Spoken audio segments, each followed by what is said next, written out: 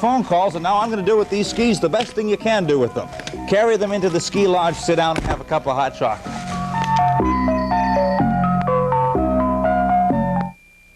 Good evening, I'm Nolan Johannes. And I'm Karen Harch. Tonight in the news... I'm Gerry Gartenburg, and tonight on Action 16, I'll have the story of a woman who had a problem with the post office. A problem that took 30 years to solve.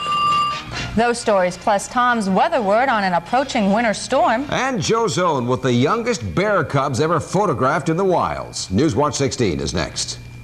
The brides are coming to WNEP. In your car, listen to Newswatch 16 on WKRZ AM 1340. Proud to serve northeastern and central Pennsylvania. This is WNEP 16, the news station. Now, Nolan Johannes, Karen Harch, pilot Jack Rulin in Skycam 16, Chief Meteorologist Tom Clark, and Joe Zone on sports. This is Newswatch 16. There will be no school tomorrow for students in 4 Nanticoke area schools. 3 of them were closed today, too. The reason is suspected flaking or cracked asbestos. Officials think that they found those samples over the weekend, and today samples were taken by an expert here at the Kosciuszko School.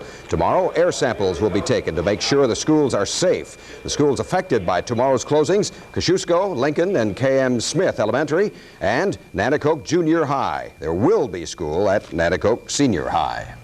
Crews in Scranton are still trying to find a leak at a gas station on Moosic Street. Officials say they've been able to determine that gas fumes in that area are coming from the underground tanks at the Amoco station there. But so far, testing crews haven't been able to find which of the tanks at the Amoco station is leaking. And while the digging and searching goes on, several businesses in that area of Moosic Street remain closed and one home evacuated. As you know, Action 16 tries to help people with all kinds of problems. Tonight, Action 16's Gerry Gartenburg helps a Moosic woman solve a 30-year-old problem. For 30 years, Dorothy Griffiths walked up this hill to get her mail. When she was younger, she didn't mind the walk so much, but she did mind finding her mailbox broken and her letters torn apart. When Mrs. Griffiths asked postal authorities to bring her mail down the block to the front of her house, they said that was against the rules. I call the Pittston Post Office, I call the Volca Post Office, I call the Scranton Post Office, and when my husband was living, he wrote to Harrisburg. We got no answer other than it was too far off the highway and the dirt road. I guess they figured they get stuck down in here. I couldn't see where a couple of feet would hurt them to come down here and give us the mail. Under the law, a carrier must bring your mail to a new location as long as it's less than a mile from the old spot and the road leading to that location is maintained. Well, we checked with Moosic officials and they tell me that the road leading to Mrs. Griffith's house has always been maintained. And we checked the distance from this spot where Mrs. Griffiths got her mail to her house down the block. And guess what? It's less than 1/10 of a mile. So why wouldn't the post office deliver Mrs. Griffith's mail right to her house? Well, it turns out postal authorities never assigned her to the right delivery route. That is until Action 16 brought the matter to their attention. Upon investigating the location of the delivery, we found that it was at the edge of our rural type delivery and within a city delivery area serviced by the Scranton Post Office. I then contacted postal authorities at Scranton, and with their cooperation, we extended delivery as requested by the customer down Oak Hill Road, and now she is receiving the type of delivery that she wants. We were happy we could help Mrs. Griffiths get her mail delivered to this box in front of her house, even if it did take the post office 30 years to agree to the change. If you've got a problem you've been waiting on too long, write to me, Gerry Gartenburg, Action 16. You can write to Action 16, Gerry Gartenburg, in care of Box 16, Wilkes-Barre Scranton Airport, Avoca 18641. And Newswatch 16's meteorologist Tom Clark is next with the forecast. Well, let's find out what's coming up, Tom. Okay, Nolan, what concerns me now is what's going to be coming down. Uh-oh. Okay, like you said, we have another spell of nasty weather on the way, and I'll be in the backyard with all the details when we come back.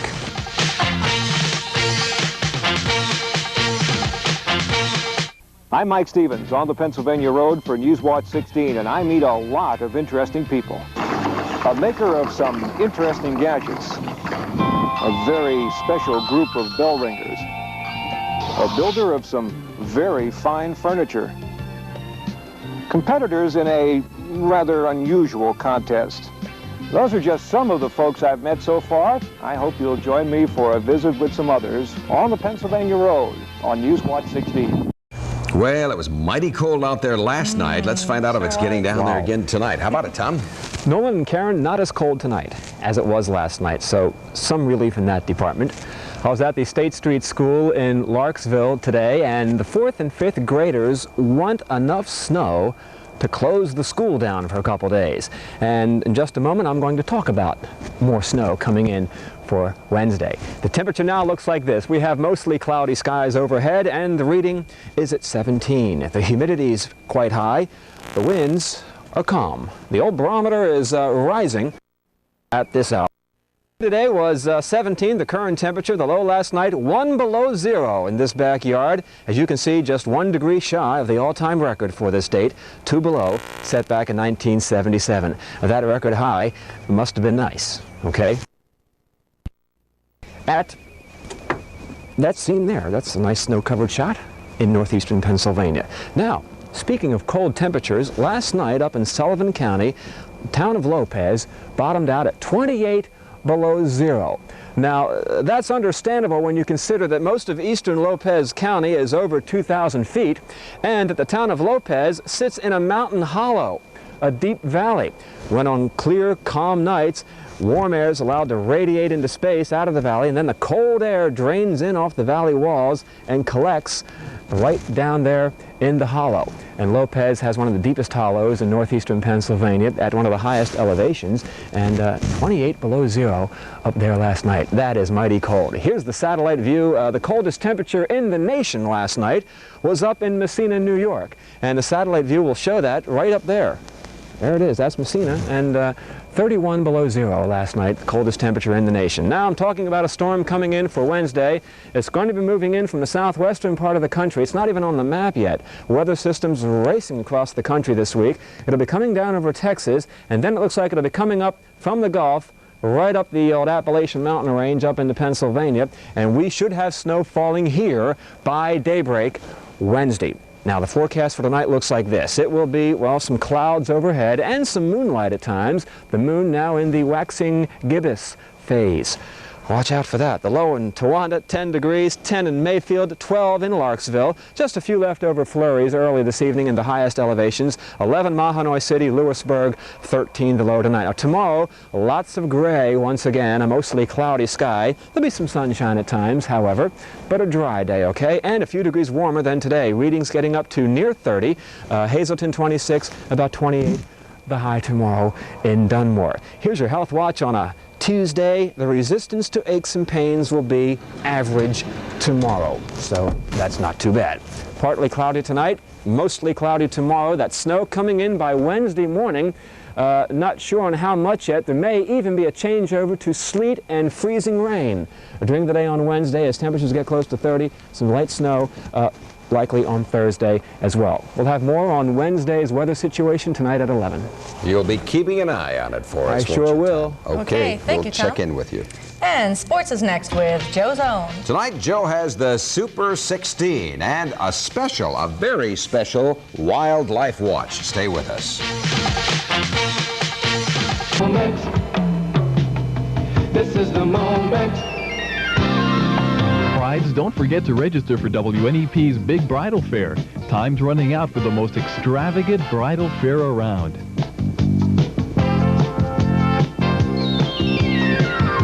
It's the morning of your life. It's the time for bridal fair. Register for your free invitation at Casarda Greenhouse or at B.J. Smith Furniture. Special treat coming up in sports, but some of the top stories first, right, Joe? Wouldn't you love to be in Tampa? Oh, I'd love to. Right now through about July. Oh, no. When are we going? Let's not. Right now through May. Super Bowl week in Tampa is underway. The LA Raiders have already arrived. The Washington Redskins are on their way. The Skins have been made 3-point favorites. That's the early spread. I like the Raiders, and we'll be talking about the game, of course, the rest of this week. A lot of different state high school basketball rankings are out, but almost all of them agree that Williamsport is one of the best in the state. They're number 2 in a couple of polls. Pottsville, number 1 in the AAA division. Williamsport's in 4A. Northwest, number 1 in the single A division. Those are state newspaper polls. We combine all of the divisions when we do our Super 16. Let's take a look at it. Number 16, a new face in the countdown, the Crestwood Comets at 11-2. Up 1 to number 15 is the Loyal Sock Lancers. Number 14, Gaelton. They hold steady while Northern Lehigh returns to the poll at number 13. The Bulldogs at 15-3 just clinched the Centennial League first half title. Up from number 15 to number 12 is Northeast Bradford. Wyoming Valley West moves up 2 notches to the number 11 spot. Opening the top 10 is Tamaqua, also up 2 notches. Falling from the number 7 spot, our 9th-ranked team is Scranton Tech. Falling from the number 5 spot, number 8, Allentown Central Catholic. Up from 10th to 7th is Millville. Lourdes Regional moves up 2 to the number 6 spot. Up 1 at number 5 is Abington Heights. The top 4 remain the same. They are Scranton Prep, Pottsville, Northwest, and Williamsport. I know that many of you are familiar with the work of Game Commission biologist Gary Alt. His black bear research really is world-renowned. Last week, Alt took still another step forward in his efforts to learn as much as possible about the Pennsylvania black bear.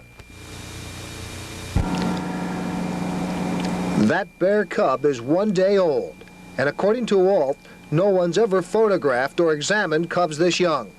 They were born in captivity in Alt's barn. The mother bear is part of his trap and transfer program. Other interested scientists from around the country took part in the day-old cub research. It's all part of an overall effort to find out more about the Pennsylvania black bear. Some people ask the question as to why the Pennsylvania Game Commission might be involved in a study like this where we're working on bears in captivity and this sort of thing. And I think we have an obligation in the Commission not only strictly to the management of the resource, but in this case, we've been able to come to the frontier in a lot of our bear research programs here with the help of a lot of people. It's really been a team effort. The implications of the project here in northeastern Pennsylvania, I think, go a lot further than that, and I think we have an obligation to people from other parts of the country or other parts of the world to help them if we can. The cubs will return to their mothers, who were sedated for the entire project. All will be released into the wild sometime in the weeks ahead. And you can see more about those bear cubs in an upcoming Pennsylvania Outdoor Life special. We'll be spending a lot more time with those newborn cubs. Wayne Gretzky might be the greatest hockey player around, but I'll tell you what, I wouldn't give you a dime for his brain. Gretzky's mouth works a lot before his brain. Jersey Devil fans remember Gretzky's comments about the Devils being a Mickey Mouse organization. He said that after Edmonton beat the Devils last time out 13-4. This time, last night, the Devils, inspired somewhat by Gretzky's cheap shot, played tough, but they still lost 5-4. Gretzky picked up 3 more assists. His consecutive game point scoring streak extended to 46. And you want to know why the USL is able to lure away some of college football and pro football's best people? Last week you heard about Mike Rozier's multi-million-dollar deal with the new Pittsburgh Maulers. The Chicago team is offering Walter Payton $2 million a year. The Pittsburgh Steelers released their team salaries today. Franco Harris, he's the highest paid Steeler. He made a measly $350,000. And that's why they're going to the other league. That's all of it. Give tonight your best shot. We'll see you at 11 o'clock.